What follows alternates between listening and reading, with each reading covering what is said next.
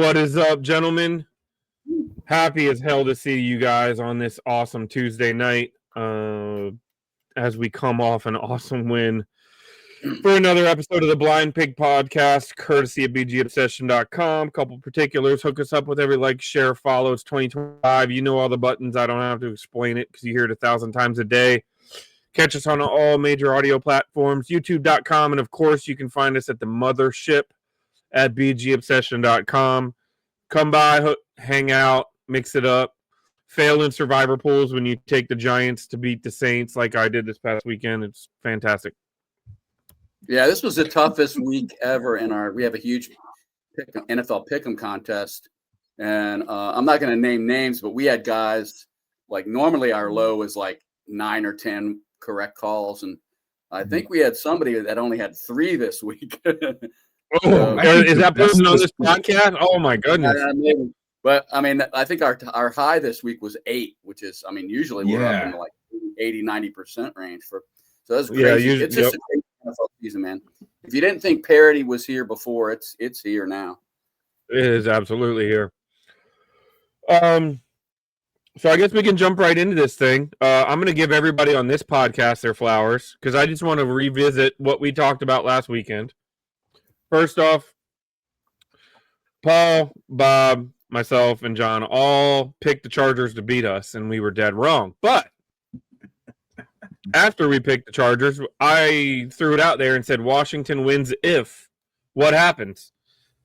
Washington has a +2 on the turnover margin. I checked that box, correct? Is that right? 2 interceptions? Bob, Washington has 3+ sacks. Check that box. Derek, the Chargers are held to 23 points or less. Check that box. John, running backs with a split, running backs, wide receivers, 200+ rushing. We came close on that. But I'm going to give us the honorable mention because we had well over 50 yards passing to running backs in this game, if I'm not mistaken. So the 4 of us had some determination about what needed to happen in order to win, and I'm pretty sure all 4 things either happened or came damn close. So what's your guys' reaction to that game? How'd you feel after the tempers settled in the chat room on Sunday morning or Sunday afternoon? I'm pretty sure that all of us had the same kind of reaction just to the general way the game went, which is there haven't been many games I've seen where I was convinced that where the game was going and it was not a good direction for us. I thought we're going to lose by 3 scores after that first quarter and going down 10-0. And then I've never seen a Washington game flip so heavily in the other direction. And it's not like the Chargers played terrible. We just wouldn't let them in the end zone. We would not let them on the big plays. And we got some luck like we did last year. I mean, I think the punt, roughing the punter, you have to put that in the category of luck. But anyway, somebody said, the Dallas Monday Night Football game was the closest thing to that, where it just looked like it was going one way. But I said that's kind of the mirror image of that game because there were only really 2 great plays for Washington in that game, and they both involved Brunell and Santana Moss. But in this game, after that first quarter, it looked like we were in big trouble and that it was going to be another Green Bay kind of ugly loss. And, man, they just turned it around, like, immediately. I think Quan Martin got it going, man, with that forced fumble. Yeah. Here's the game you're looking for. Doug Williams started under center, and some unknown guy named Jimmy Smith was toting the rock, and we were 10-0 at the end of the first quarter in the Super Bowl against the Denver Broncos, and the rest of the game was all Washington. And you're not wrong, John. And for the record, I didn't come into tonight thinking about talking about that. It wasn't until you said it that I went, oh, this feels a lot like that Denver Super Bowl. It was. I told my mom, we were watching the game. I looked at my mom and I said, this is just like last week. We're starting slow. And I said, we're going to end up losing this game by 10 points at this rate because we spotted them 10 to start the game. I said, now we'll wake up and play. And we did. We woke up and played. We just woke up and played. It was a total team effort. Although I kind of had my heart in my throat when Lad McConkey took that punt back to the end zone. I thought, oh, here it goes. Yeah, for me personally, obviously that game was really, really concerning at the outset, but I think it ultimately points to one of the elements of this team that made us so successful last year, and that is the togetherness and the tightness of the group.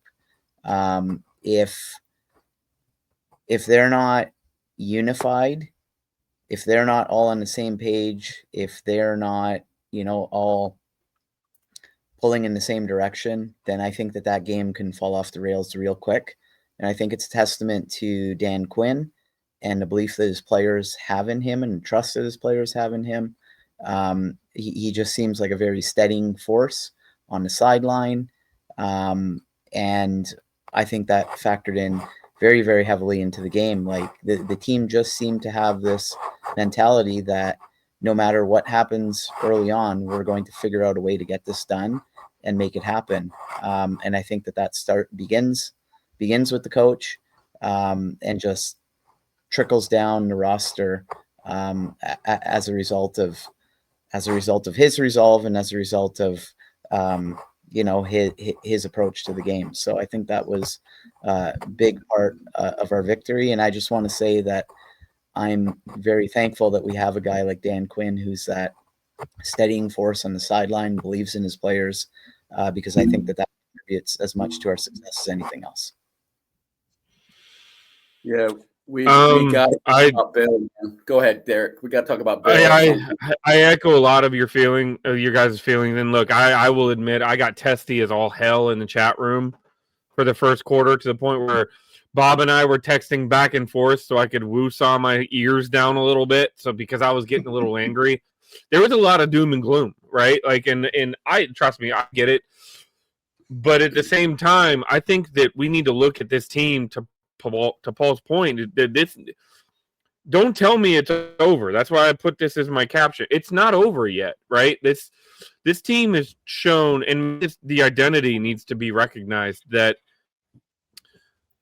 this team has the ability. And you said we got lucky and we got some bounces last year, but how many times one of our biggest frustrations last year, and to the point this year, is coming out flat. We came out kind of flat against the Raiders, right?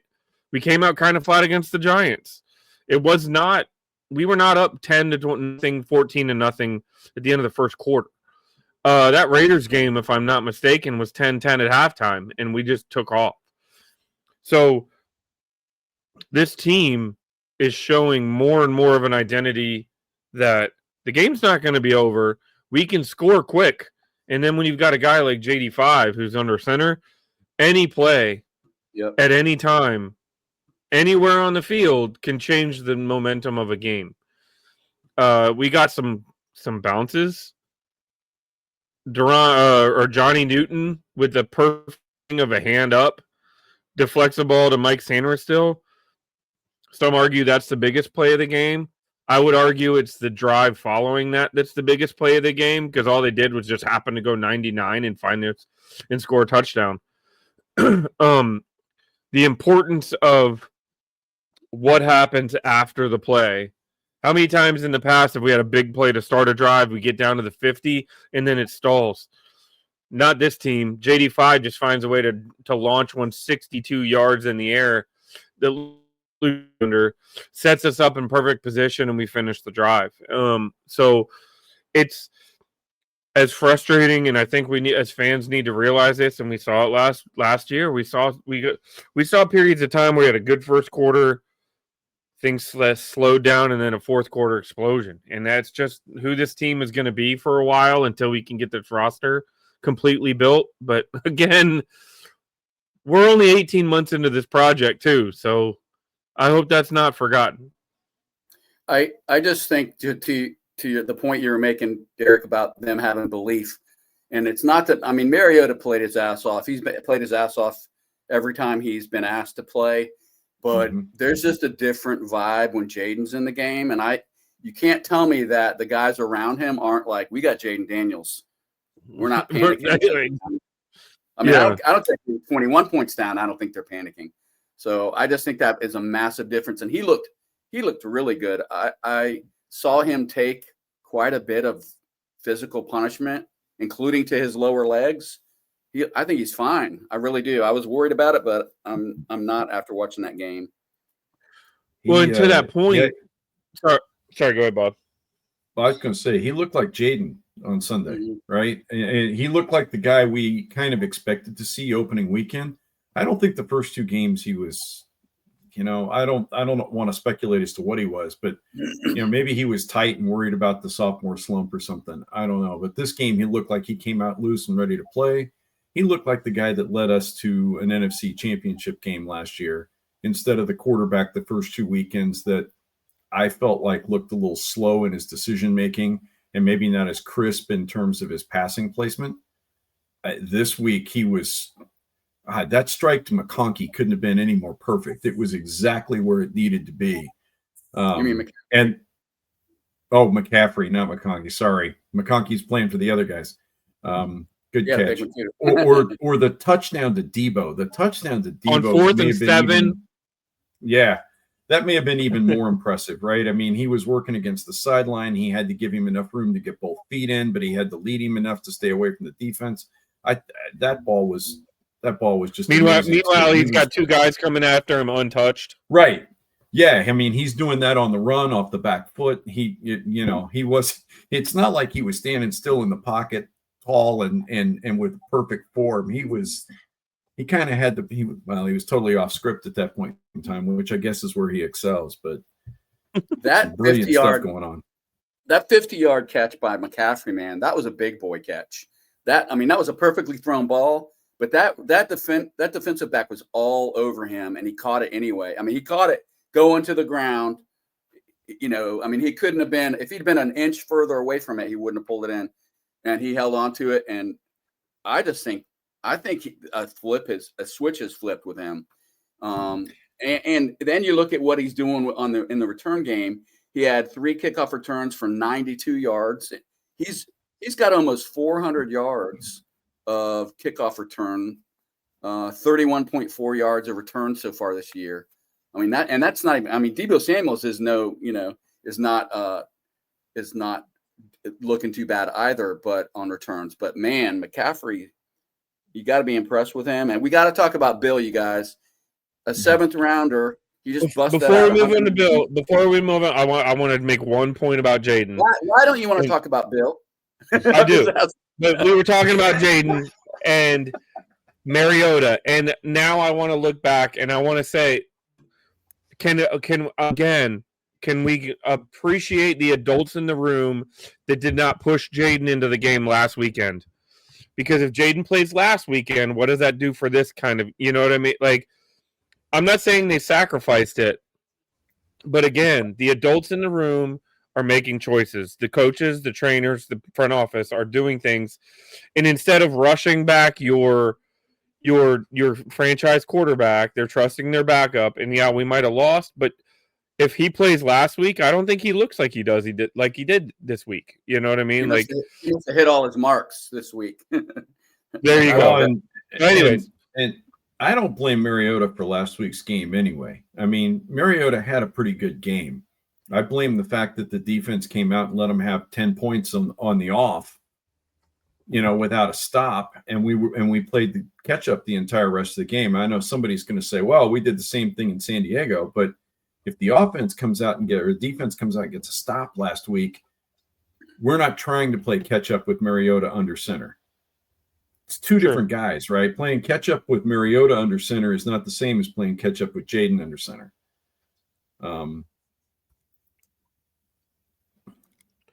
So go ahead, John. Let's gush over JCM. We have we now have the number 1 rushing attack in the NFL in terms of yards, and we're 4th in scoring.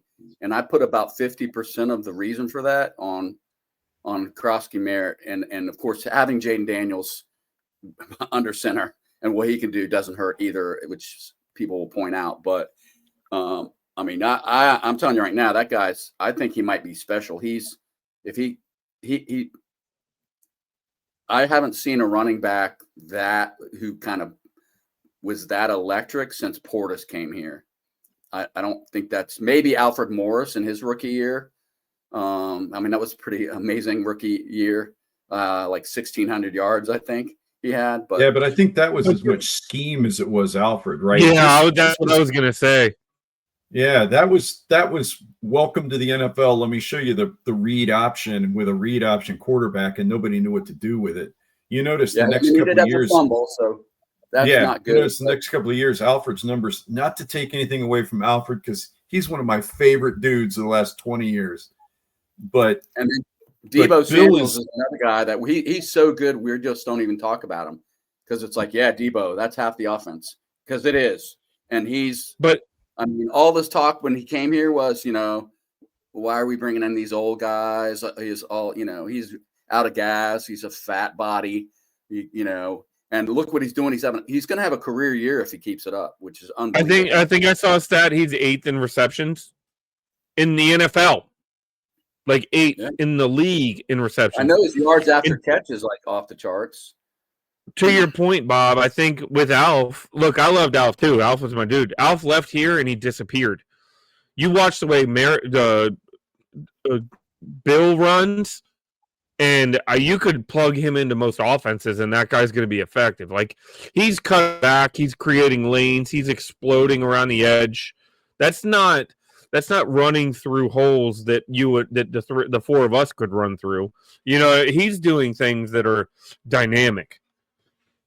Which goes back to, you said, can we appreciate the adults in the room? And I thought you were fixing to talk about the draft class, because all I can think is we found this guy in the 7th round, and you've got, who didn't play in I saw a meme. 2023. He didn't play a snap, in 2024 in college. Yeah. And look what he's doing. I saw a meme Sunday night, his numbers versus Saquon Barkley's, and he's chewing Saquon up and spitting him out. And I'm like, this guy was a 7th round draft pick. Can we just take a moment here and appreciate our front office, our general manager? And to that point, and this came up in the chat during the game, and they said, how can we say that we got lucky with Merritt? And I said, can we actually say that we got a good pick? Right? Like, can we give a testament to AP, the scouting department? This is a hit so far. And knock on wood, what happens beyond here, even if he doesn't continue this rapid pace that he's on now, it looks like a freaking hit with a 7th round running back. We used the 3rd round on him so we could look competent. We got lucky. Right. And I think it's very difficult to talk about Bill without, to some degree, talking about this, this revamped offensive line too. And this isn't the offensive line they anticipated starting either. Stop and think about it. We got a 7th round draft pick in Chris Paul starting at left guard right now because Brandon Coleman's out, and we're not missing a beat. And I don't think many of us expected Chris Paul to make the roster this year. Do what? He's benched. Coleman's benched. Coleman got benched? Well, I mean, he's been a healthy scratch. I don't know about this last week, but he was not hurt. He just got sat. So I think they're just. He's been inactive for 2 weeks. Mm-hmm. I thought he was inactive because he was hurt. I don't know where I got that impression. Well, he left the game. And I thought he was hurt when he left the game, but I guess maybe he got pulled for something. But Chris Paul, who, again, I don't think many of us expected to make this roster this year, is out there crushing it right now. I mean, he's starting ahead of Allegretti, too, who started last year. Mm-hmm. So, and then the rookie on the right side, Mr. Connerly, seems to have figured it all out after a rough first couple of weeks in the NFL. And Andrew Wiley is playing well at guard. I mean, this offensive line is doing some Jaden's got plenty of time. Don't forget that we got Bates back this week, and I think that's a huge factor. He's out there plowing people over left and right. And, I mean, just take a series on offense this next game and don't do anything but watch Bates. and then then you really can appreciate what he does. But I think that was a big factor. Who else jumped out at you, Paul, as far as guys that really stood out in this one? So I'm going to take it in slightly of a different direction when I say guys that jumped out at me. And the person that jumped out at me was not necessarily a player on the field, but it was the guy up in the booth at defensive coordinator, Joe Witt. I mean, people want to rag on him and, give him a hard time, but we kept saying, please do something different. For the love of God, do something different. And I thought that we were bringing all sorts of pressure from different directions. We were bringing multiple guys. We weren't just relying on 4 guys to get home and get to the quarterback. I thought he did a really nice job of trying to mix things up this past week, and to help get the Chargers off balance in that regard. So I thought Joe Witt stood out to me. I think it's a nice little turnaround when you can go into a place like LA and play Justin Herbert, who's a fairly well-regarded quarterback, and hold that team to 10 points. And let's be honest, had we not had that Sainer Still penalty on the 4th and 5, we, for all intents and purposes, were essentially keeping LA, out of the end zone for 4 quarters. We were literally a penalty away from holding them to 2 field goals. And I think that's pretty good when you're facing a Justin Herbert led team. So kudos to Joe Witt. So Dorrance Armstrong is another guy that I just think deserves to be mentioned. He had 2 more sacks. I think he had 2 sacks, 2 more sacks. And that guy's He's at 5, right? Wreaking havoc in the backfield. I think he's at 5 on the season. Yeah, I think we're up to like 15 sacks in 2025. Yeah, he's got 5. He's got 5 by himself through 5 games. And Derek started this off by telling everybody he was going to give us our flowers. Here's more flowers for you. Last week we talked about bringing Jordan McGee in. This week he had the highest defensive snap count he's had all season long. He played 12 snaps. That's twice as many as he's played on defense yet this season. Last week he had 0 snaps. So and he got his name called a couple of times in good ways, not bad ways. So, Paul, that's a good call, because I was kind of down on Joe Witt last weekend. Now, not to throw water on anything, but we got healthy against the team missing their 2 starting offensive tackles. I mean, that helps a little bit, right? You're playing. Well, that's also what you're supposed to do, right? Right. No, exactly. We did exactly what we were supposed to do. We went and attacked the weak spot in the offense and did really well with it. I'm hoping we can continue that this next week against the Bears. I want to see Caleb running for his life. So one negative, not to close on a negative before we move on to the Bears game, but we were once again kind of crappy on 3rd down. We were only 32% on 3rd down, and that's something that Dan Quinn has specifically talked about, that we're not doing well enough on 3rd down. And maybe part of that is that we haven't had Jaden Daniels, and what he can do as much this season as we would have liked. But anyway, we were 71.4% in the red zone. So I can kind of forget about the 3rd down percentage when we're we also, I will say, we also still struggle with some tackling issues. There's some tackling issues that we still need it cleaned up. If we're being truly objective here, there were a lot of missed tackles, especially in that first quarter, that you clean those up. Those things need to get worked on, and you do that. And it's, to Paul's point, it's a dynamically different game outside of a handful of things that you can clean up. You can fix a false or an offsides. You can fit, you know what I mean? You can work on tackling. And if you can do that, that defense looked a lot better than it has in recent weeks. Well, we got a big game on Monday night. We do. Bob, go ahead and elaborate on your hope. Chicago. What do you look to see? What do you hope to see? What do you expect to see? I really want to see that same defense. Well, let's start this off by making sure everybody understands Chicago's coming off a bye. Again. So Again. Yeah, Second so they've season had in a row, we play them Monday night off a bye.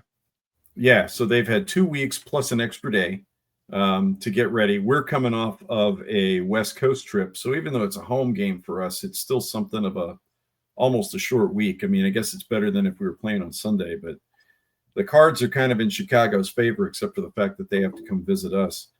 But I want to see that same defense. I want to see guys all over Caleb Williams. I want to live in the backfield with him. He's starting to find some rhythm, and I think we've got to get to him very early in this game and make sure that he doesn't find that rhythm. At the same token, on the offensive side of the ball, I want to see a score with the opening drive. I don't want to see another 3 and out.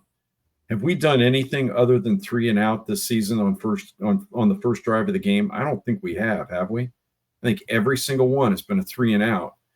I want to see some points, even if it's just a field goal. This offense cannot keep starting slow like this, and so I want to see something handy happening there. I would really like to spoil Ben Johnson's trip to Washington. and it's Eric Bieniemy's return to Washington. He's a running backs coach. I just happened to notice that. Oh, is he really? Oh, well, he didn't want to run the ball when he was here, but maybe. But he does coach the running backs. So, just out of curiosity, I thought it'd be interesting to look at the last game we played them in week 8. With the miracle finish and everything. And I won't go into gory detail, but basically, to sum it up, we were pass happy in that game. They outrushed us like 100 and almost 200 yards to about 168. DeAndre Swift had 129 yards, 7.2 yards a carry, and a touchdown. We were only 33% on third down in that game, and we were 0 for 3 in the red zone in that game.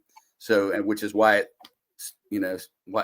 why it went the way it did. But anyway, yeah. But to be fair, we were in control of that football game and they had a long drive in the fourth quarter just to make it even interesting, which forced us to have the Hail Mary. Like, we were the better team when we played them, even despite those statistics. Right. Well, I guess my point is the fact that we were relatively pass happy almost cost us the game. And fair. Because we weren't very effective in that game. We should have been. I think we should have had a lot more points. You go 0 and 3 in the red zone. That's not a good performance. I don't care what anyone says. But anyway, the only reason I brought that up is right now the Bears are 31st in the league in rushing defense in terms of yards. They're a little bit better in terms of scoring, but they're almost dead last in the league in terms of rushing. I'm just thinking top-ranked rushing offense versus almost bottom-ranked rushing defense. What should we do? Let's have fun, boys. So anyway, that's basically my key is we need to pound it the F down their throat. And I mean, Jaden can be a part of that as much as he wants to, but I just can't imagine we're not going to try to beat the tar out of them on the ground. Bully ball, baby. Play bully ball. I'm with you, John. We need to go out there and smack them in the mouth. We need to impose our will. It needs to be like the preseason game against the Bengals. I would love to see an opening drive where we have 4 plays for 80 yards with no passes and a touchdown. Like, come on. That would just make everybody happy. So, but it is the NFL, so I'm not going to sit here and act like it's that easy, but I can't find my pen. But I hope, to your point, I think the matchup is in our favor there. The other thing that jumped out at me was that they don't have a double digit. No, forget double digit. They don't have a defensive player with more than 1 sack on their entire roster this season. They've had 5 total sacks 5 different guys with 1 sack each. Meanwhile, we've got 15. So I just think it seems to indicate that we're going to be able to get to Caleb Williams like as much as we want to. Now, you never know. It's a week-to-week league, like we've said ad nauseum. But I just think pound the rock and go after Caleb Williams with a vengeance, and that's what I would be looking for. And be smart. You know, their defensive unit in general, their defense is ranked 26th in the league as a unit. Yeah. So I mean, it's not just rushing. They're not playing the pass much better than they're playing the run. So yeah, I'm with you, John. I just come out and do what we do best. And I would love to see us open the game with like 3, 4, 5 straight runs in a row. Don't even ask Jaden to throw the football early. Just run the football. And that Just was show them how it's going to happen. Yeah, that was as well what you guys are alluding to and talking about. That was one of the things that made our offense successful last year. If you go back and look at stat sheets from our games a season ago, one of the defining features of our team was the fact that we can control the clock so well and just win that time of possession battle week in and week out. And to be honest, this year we haven't quite done it to this point. 3 of our 5 weeks, the other team has had the majority of the possession. And like you guys are saying, I think this opponent is good in that regard, that we can hopefully win the time of possession battle. I think our strengths and some of Chicago's weaknesses lend well to that. So let's see it happen. The other thing that I think is pretty cool of this game, and it's just a unique little element of it, is that whole motivation piece. I find this game fascinating from that standpoint. You got Chicago, who a lot of people are obviously talking about. They're going to want to seek revenge for what happened last year with that Hail Mary play and whatnot, because we basically derailed their season. But you have to also think that there's motivation from our end too, because everybody talks about that Chicago game as, oh, Washington just got lucky to win that game and whatnot. They squeaked by with this freak play at the end. But you have to think that Dan Quinn behind the scenes is motivating that team to just go out there and smash them right in the mouth and just basically prove all the doubters wrong and to basically make a statement. I think this is a perfect week to make a statement and to start to go on a bit of a run, because we've had those ebbs and flows this year. We've been up and down. This is a perfect spot against the perfect opponent from a motivation standpoint, just to go in and make an absolute statement about who we are and who we're going to be this year. Yeah, we have not. It's kind of crazy, but we have not won 2 games in a row this season. Yeah, we won, lost one. They're coming off a 2-game winning streak, and like, I don't know who said it, but Caleb Williams, I think Derek said it. Caleb Williams is playing pretty well. He's actually statistically, Bob. He's statistically having a better year. This is a shock stat of 2025 for me. Jaden's only completing 59% of his passes. So what you were saying earlier, Paul, about the slow start, I think that's borne out in the stats. He was 72.4% for the whole year in 2024. So we got to get the passing game going a little bit. But I guess the one thing that you got to give Chicago some respect, because regardless of what you think about Caleb Williams, because look what they did to Dallas. Now, Dallas their defense is atrocious, but that was an impressive win. I know I watched it with a Chicago fan, and she was one of Mark's friend's daughters, and just a rabid Bears fan. But everyone enjoyed it because it was Dallas getting their ass kicked. So I would just say, they're not a powder puff team. They can play, but I think you're right. I think we just need to impose our will on them, smash them in the mouth, pound the ball. Bring the heat on Jaden Daniel. Excuse me, not on Jaden Daniel. Bring the heat on Caleb Williams and put him in the dirt a few times, and then I think good things will happen. But I think that's where it comes down to it. Control the line of scrimmage. I don't think we have to be too overly concerned with their offensive line. And arguably their defensive line. We have faced 4 defensive lines that are better than them right now. If you look at the Giants, the Packers, oh my gosh, who am I spacing on here? Whatever. Anyways, they're not at the same level of premium talent that we have run into, and this team has been one that when we look at the way that Washington is trying to control a game, it's going to be at the line of scrimmage, and they're trying to do it both sides of the ball. Kinlaw is having a fantastic season. Dorrance Arm, I've already talked about. So it's going to come down to that, and I don't think you look at Chicago's offensive or defensive line with real fear. Are we going to see Montez Sweat? Am I spacing out? Is he still on the? He's still on the Bears, right? As far as Is it I a know, Montez Sweat revenge game?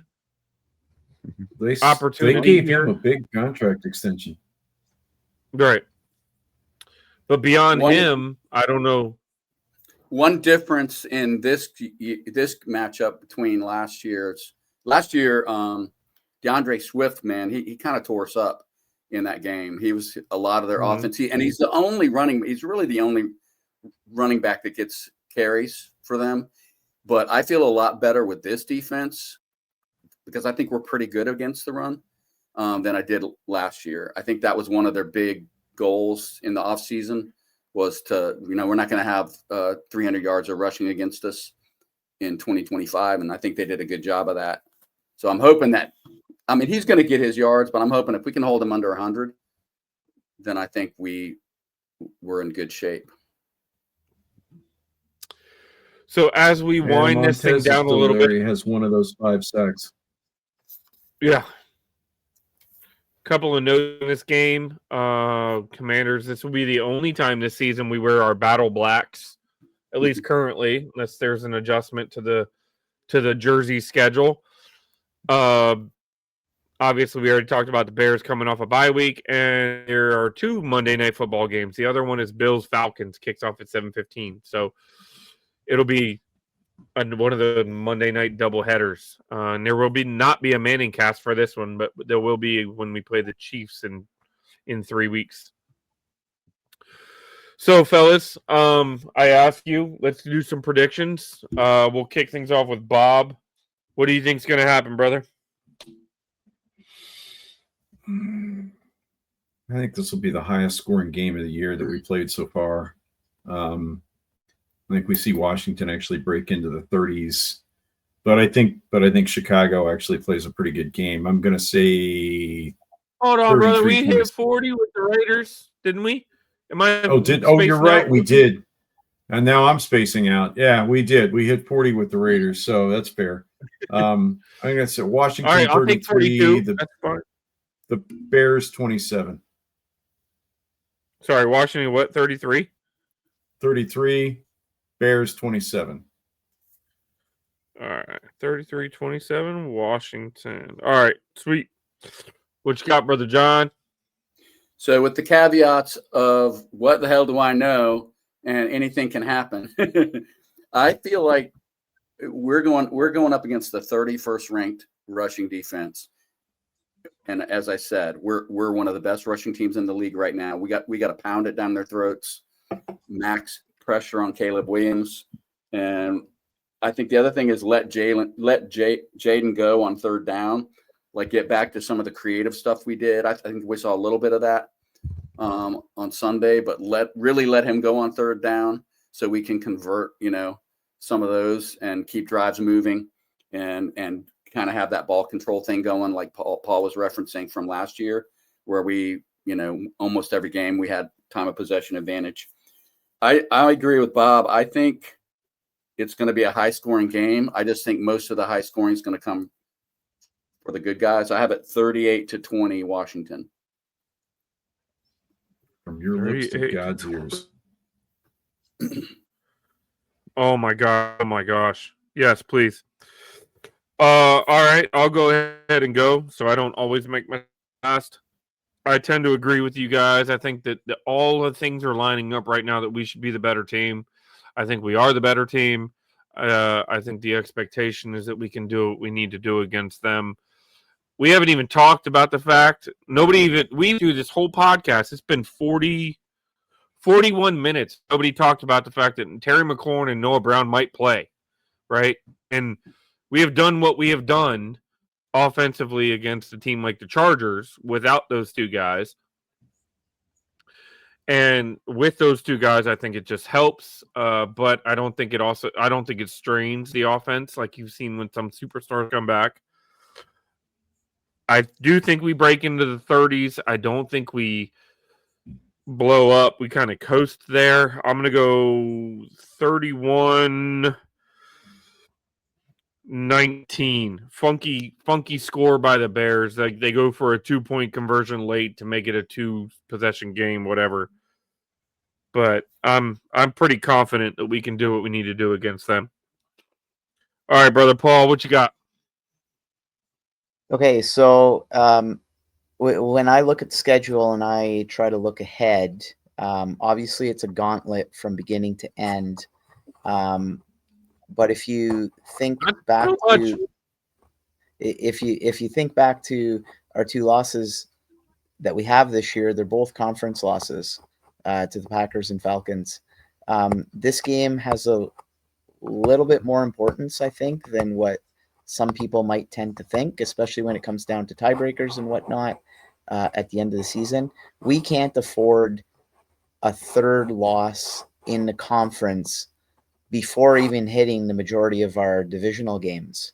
So this is a game of paramount importance for me, not only from that standpoint, but also from the standpoint of just establishing a rhythm this year and starting to establish that identity of becoming a team that we want to be. And we saw a few elements of that last year. Last week against the Chargers, I felt like the team that I was watching on the screen was getting closer to the team that we saw a year ago. We were aggressive in spots. We just seemed to started finding that rhythm and started to resemble who we were last year. So I think we build on that this coming week against Chicago. Won't be easy. It'll be a really, really tight game. I'm going to say 29-26 Washington. 29-26. So I guess that means we lose because we all picked them to lose last week and they won, and now we all picked them to win. So yeah, except we're doing fairly well at home. So they're probably going to lose. Derek. Fair. So to that point, all right. So let's have a little bit more of an elaboration. Paul, Washington wins if. What's the benchmark? What's your line in the sand? We've got to do this if we're going to win the game. So I'm going to say the same thing that I said last week, because I honestly think it was the difference in the game when we had that Quan Martin turnover completely flipped the game. So if I'll take a little bit of a different spin on it this week. If Washington gains a minimum of 10 points off turnovers, they win. 10 points off turnovers. All right. What's your call? What Washington wins if? Washington wins if we hold DeAndre Swift to under 100 yards and have at least 4 sacks on Caleb Williams.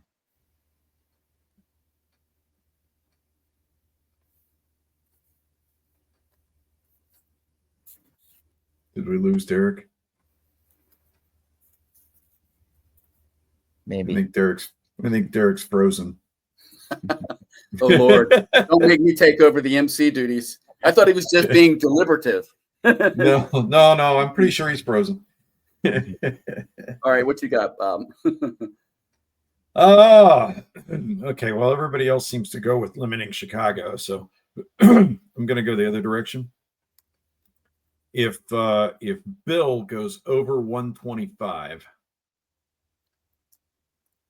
on his own, I think we win the football game.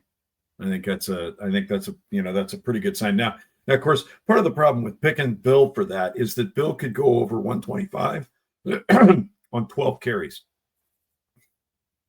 In the old days when you said over 125, you figured your guy was running the ball 20 times, and Bill had a $114 on 14 carries this last week. So, but I think he goes over 125, we win the football game.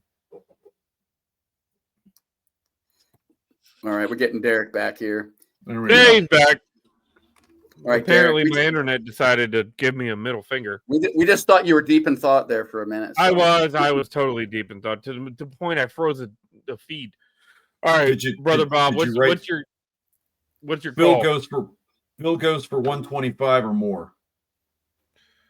Is that total all-purpose yards or rushing?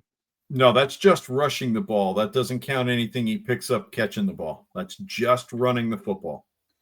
All right. Bill rushes for 125 or more. John, what do you got, brother? I already went, bud. Oh, sorry, I didn't hear you. I got to write it down.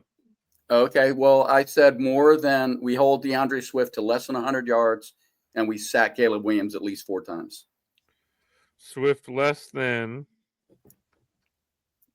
100 and 4 sacks. Is that what you said? Yep. I'm not gonna say exclusively Williams, because if you knock him out, you're gonna win. All right. Last thing I'll put on here is that I'm gonna say if we hold, you know what? I'm gonna go a little flavor from last week. If we hold Chicago to less than 23 points, I think we win the football game. Chicago less than 23. And that does it. That gets it done. Hey, I just want to mention one other player I'm watching.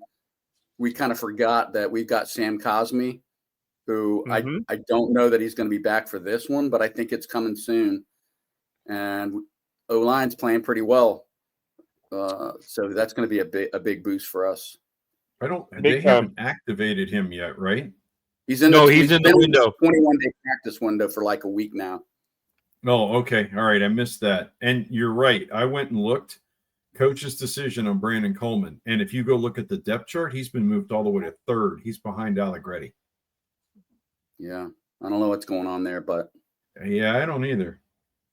You know what's going on there? Again, adult in the room. The guy doesn't give the pride is gone. If he doesn't give us the best chance to win, they're going to put somebody else out there to do it. Yeah, no, I agree. And they talk about that every week, that competition. And I don't think that can be understated. The fact that they're looking at a guy. Allegretti got sat too, right? The guy who's ahead of him on the depth chart got sat for Wiley, right? Am I wrong about that? Yeah. No, you're right. Yep, no, he got sat for Wiley. You're absolutely right. I don't think it should be understated. The fact, like a guy like Paul is still here. He was not drafted by this regime. He's a carryover. And he's lived on the practice squad for 3.5 years. And they thought enough of him to bring him up and put him over a guy they drafted to be the replacement of a tackle. You know what I mean? Like, so it's I just think I don't think we can let go of that. Like, that's a big deal in the NFL. And in this franchise, for a long time, the pride has been a lot heavier than a lot more important than the wins. No, I think you're absolutely right. And it thrills me to see that real competition seems to be winning out for a change. As opposed to your draft position or who drafted you. I don't think anybody mentioned this either, but I'll throw it out there. This might be a bit of a revenge game for Ben Johnson, because we ended his season last year when he was the offensive coordinator in Detroit. Not to mention, well, he also gave us the middle finger. Right. The whole debacle over the head coaching thing. And, now it's a he said, she said thing. But, my guess is he's hurting a little bit more over the fact that we kept him out of the Super Bowl last year. We kept him out of the NFC Championship game. And who knows? I mean, he's had 2 weeks to stew in this now while he didn't have a football game. Yeah. Well, fellas, As always, it's been a pleasure. Always a good time. Happy to have everybody here. Enforcer, we're thinking about you, brother. If you listen along, as always, you're in our thoughts. And we got a couple extra days here to we have a Sunday where we don't have to get too stressed out, right? We can actually just watch football on Sunday and have fun. Enjoy Dallas losing, you know. Hey, and enjoy. We didn't hold it before we signed it. We didn't talk about Philly losing, which puts us we're a game back from them right now. That was surprising. We didn't talk about the fact that John touched on the fact that the Bears beat the Cowboys, and the Giants somehow found a way to lose to the Saints.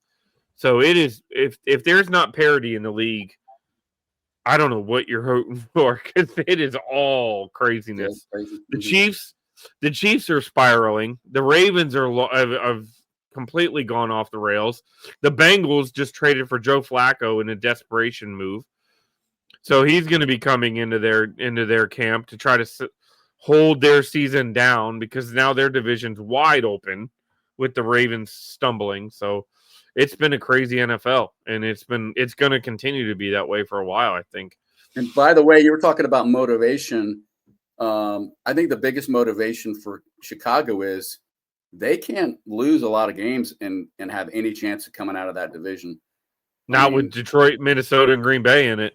I mean, they're I don't know. They got a tough road, so they can't afford to lose any games, you know, really that are remotely winnable. Well, and you know, I mean, Paul talked about the conference record, but I think, you know, head to head is one of those tiebreakers too, right? And if Philadelphia keeps playing the way they're playing and Detroit and Green Bay keep playing the way they're playing, neither one of these two teams is going to be playing for a division title. We're both going to be trying to get in on a wild card, which means head-to-head record may very well be something of significance come Christmas time. So, I mean, this game has postseason ramifications in a big way all the way around.